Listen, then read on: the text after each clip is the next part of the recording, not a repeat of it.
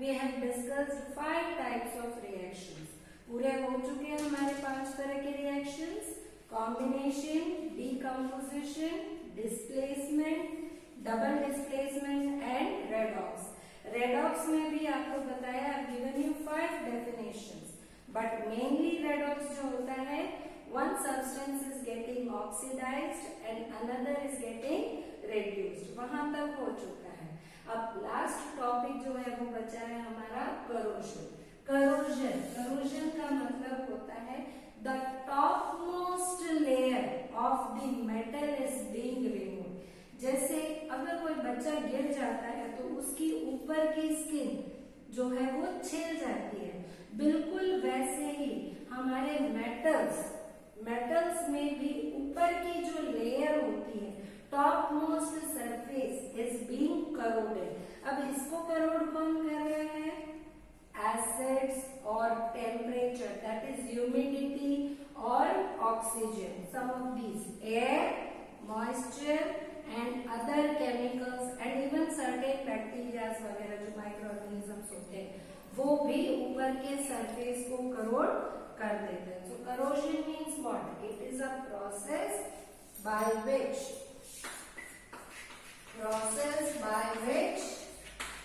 outermost layer is being removed.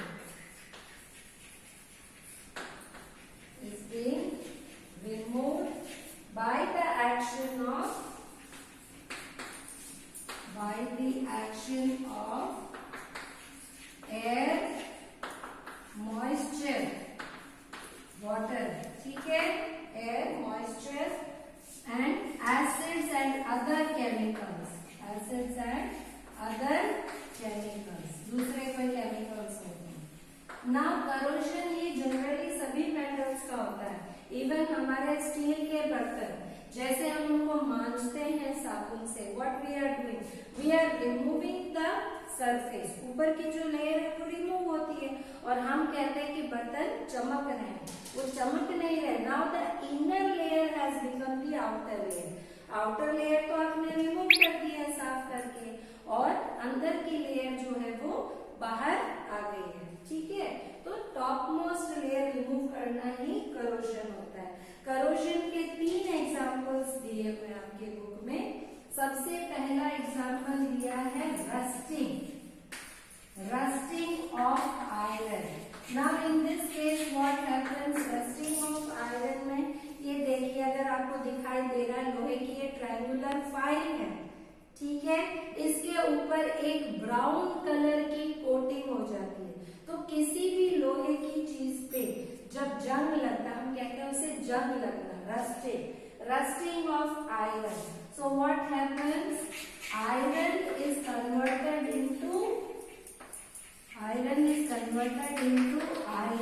Oxide. ये iron oxide में convert होता है, Fe2O3.XH2O.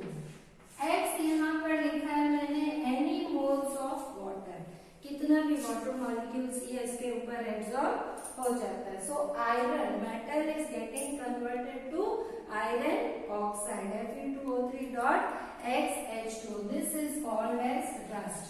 एक एग्जाम्पल ये, यहाँ पर ये ब्राउन कोटिंग होती है, ठीक है, brown coating of rust is form. दूसरा एग्जाम्पल दिया है आपके, second one is tarnishing of silver. चांदी के बर्तन, जितनी पुरानी चांदी होती है आप देखोगे उसके ऊपर ब्लैक कलर की कोटिंग हो जाती है, परत चढ़ती है ब्लैक कलर. दैट मीन्स जो टॉप मोस्ट लेयर है it becomes black in colour. This is called as tarnishing of silver. Silver की टार्निशिंग होती है. तो इसमें क्या होता है, silver is getting converted to, ये भी याद रखना आपको, एक नंबर में आएंगे. Silver is getting converted to silver sulphide. यहाँ पर ऑक्साइड नहीं है बल्कि सिल्वर सल्फाइड है. This is black in colour. ये ब्लैक कलर का है, सिल्वर सल्फाइड. टार्निशिंग तीसरा है आपका developing green coating, developing green coating on copper and bronze, copper and alloys of copper, alloys आपने नाइन्थ में पढ़ा है, ब्रॉन्ज केवल ब्रॉन्ज ही नहीं, पीतल, brass, copper and alloys of copper, copper के जो अलॉयज है उनके ऊपर आपने देखा होगा पीतल या तांबे के जो बर्तन होते हैं उसमें ऊपर एक ग्रीन कलर की कोटिंग, जहां जहां मॉइस्चर कांटेक्ट में है उस जगह पर ग्रीन कलर डेवलप हो जाता है. That green colour is due to, so copper is getting converted to copper carbonate. अब ये यहाँ पर कार्बोनेट है, कॉपर का याद रखिए, कॉपर सल्फेट जो है वो ब्लू कलर है, लेकिन कॉपर कार्बोनेट ग्रीन है कलर. तो ये ग्रीन कोटिंग डेवलप होती है ड्यू टू कार्बोनेट. अब ये कार्बोनेट कहाँ से आया? सो इन एयर वाटर भी है, कार्बन डाइऑक्साइड भी है, दोनों मिलके क्या बनाएंगे? H2CO3 combination reaction, carbonic acid and that carbonic acid acts on copper and form copper carbonate. So this is about corrosion. ये corrosion होता है और इस corrosion से हमारे देश में बहुत नुकसान है. Our country is getting a lot of loss. यहाँ पर सबसे ज्यादा important rusting of iron. Iron आपको पता है बहुत ज्यादा यूज होता है.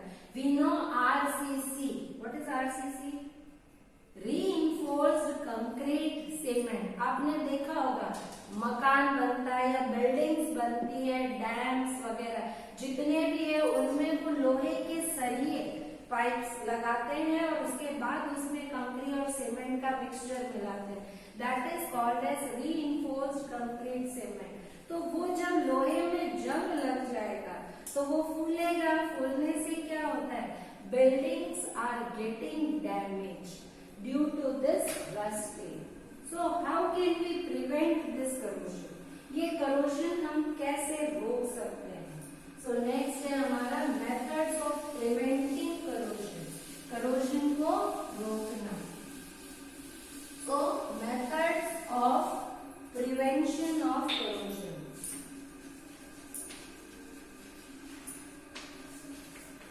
Methods of preventing corrosion. corrosion को रोकना.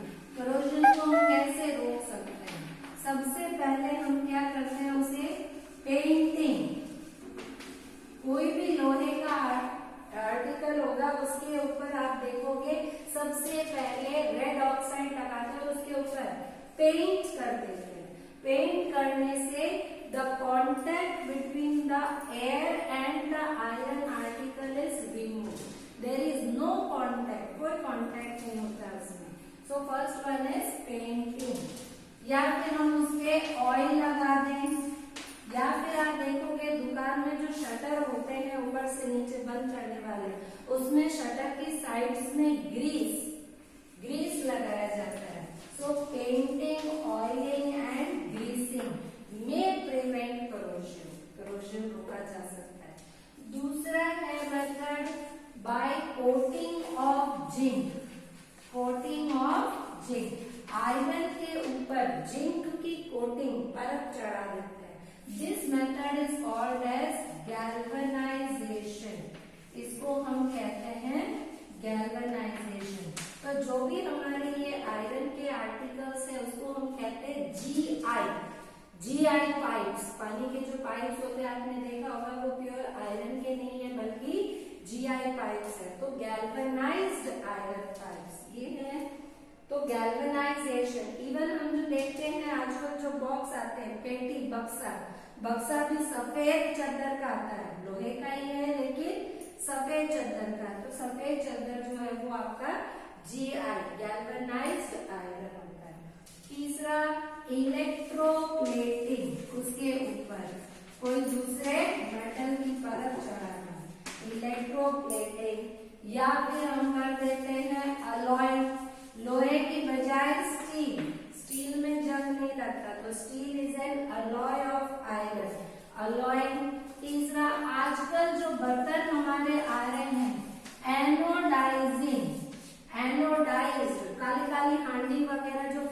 आती है, ऐसी आ रही है, वो anodised. Anodised means it is aluminium लिए इनके बर्तनों पर उसके ऊपर परत चढ़ा देते हैं, तो एनोडाइजिंग ये भी हम कर सकते हैं। तो इतने सारे मेथड्स हैं जिनसे हम रस्टिंग ऑफ आयरन को रोक सकते हैं, प्रिवेंशन ऑफ करोजन। ठीक है, बाकी तो वैसे आपके ये सेकेंड चैप्टर में और आएगा डिटेल में, ये third chapter when we will deal with metals. Metals में हम और करेंगे। अब लास्ट टॉपिक जो हमारा बचा है that is rancidity. Rancidity, now what is rancidity? Certain, अब देखिए हमारे घर पे दिवाली पे वगैरह मिठाई नमकीन बनती है, तो जो नमकीन हमारे घर पे बनाते हैं वो थोड़े दिनों बाद उसमें ऑयल में स्मेल आने लग जाती है, आती है, या हम उसको 6-6 महीने खा सकते हैं। घर में जो चिप्स बनाते हैं we can not eat those chips for more than 10 or 15 days। 10 दिन के बाद भी उनमें स्मेल आने लगती है। लेकिन जो हमारे पैक्ड चिप्स है, पैकिंग वाले, इसमें लिखा होता है बेस्ट बिफोर 3 months और 6 months। यहाँ लिखा होता है best before 3 months। Now how could this happen? ये 3 महीने 6 महीने तक बाजार के चिप्स खराब नहीं होते, लेकिन हमारे घर के चिप्स 10 दिन या 15 दिन मैक्सिमम, इससे ज्यादा उसमें तेल में स्मेल आने लगती है। ऐसा क्यों? तो वो जो स्मेल आती है वो स्मेल किस कारण से आती है? This is rancidity. Rancidity, oil and fat containing food items, produce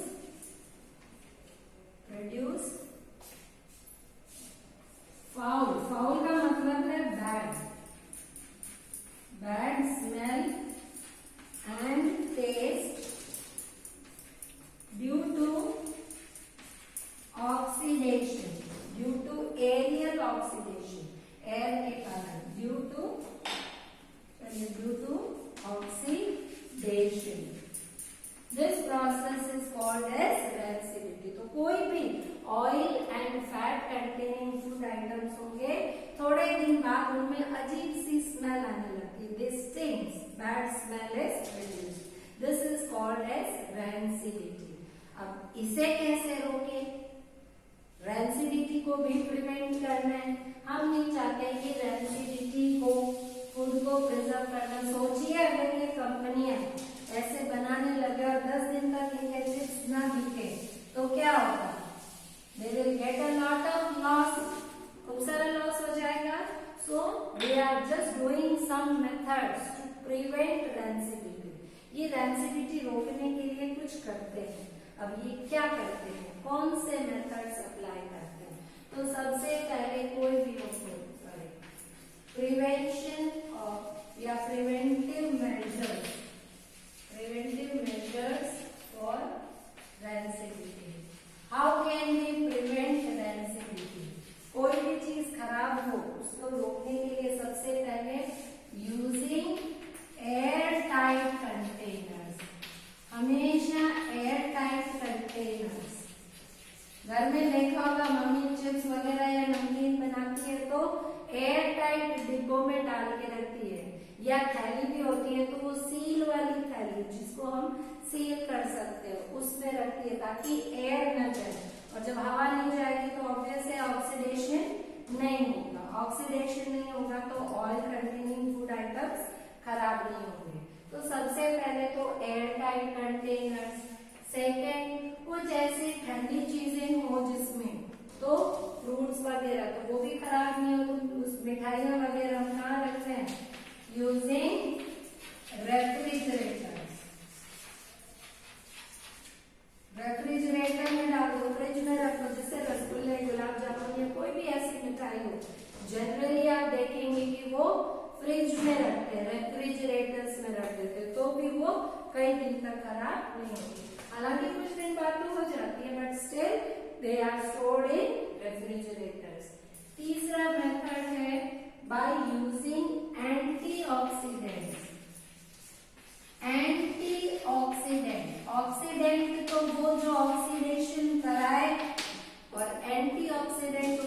against में। तो यहाँ पर आप जो भी बाहर से सामान खरीदे उसमें देखिएगा, यहाँ इंग्रेडिएंट्स में लिखा होता है प्रिजर्वेटिव्स एंड ऑक्सीडेंट्स। तो एक एंटीऑक्सीडेंट, चौथा आप लिखेंगे यूजिंग प्रिजर्वेटिव्स। अचार वगैरह भी जो हम बनाते हैं उसमें भी आप देखोगे मम्मी तेल डालती है, नमक डालते हैं, हल्दी डालते हैं, तो वो 1 साल तक चलता है हमारा अचार। लेकिन घर वाला थोड़ा सा ब्लैक ऐसे होने लगता है, पर आप बाहर का अचार देखोगे वो पूरे साल अवेलेबल होता है और पूरे साल बिल्कुल फ्रेश लगता है। ऐसा क्यों? तो उसमें अचार में प्रिजर्वेटिव मिलाया जाता है विनेगर, सिरका जिसे कहते हैं। तो प्रिजर्वेटिव्स लाइक विनेगर, विनेगर मिला देते हैं उसमें। विनेगर आप पढ़ोगे कार्बन कंपाउंड्स में, ठीक है। ओके, तो अब लास्ट और बचा है एक पॉइंट। हाँ, ये जो मैं लाई हूँ चिप्स, इसके अंदर आप देखोगे चिप्स के पैकेट में भले महंगे हो, अंदर 10-12 चिप्स होते हैं, पर ये ऐसे फूला हुआ रहता है। आपके बॉटल्स या पैकेट्स में लिखा होता है don't by if it is not fluffy. अगर ये फ्लफी नहीं है, फूला हुआ नहीं है, तो आप मत खरीदिए। फूला हुए का कारण है कि इसके अंदर गैस भरी हुई है जो इसके करोजन को या रैंसिडिटी को रोक रही है। वो गैस कौन सी होती है? सिंपल ऑक्सीजन नहीं है, इसके अंदर नाइट्रोजन गैस है। तो 5वां पॉइंट है flushing with nitrogen gas, flushing with nitrogen gas. So these are some of the methods by which we can prevent rancidity. So what is rancidity? How can you prevent it? It is very important question. कई बार पूछा जाता है और एक number में question आता है। एक मार्क्स के जो भी क्वेश्चन होंगे उसमें आ सकता है ये, ठीक है बेटा। आप लोगों को कुछ समझ में आया? मेरा वीडियो अगर पसंद आया तो लाइक कीजिए और सब्सक्राइब कीजिए। Thank you.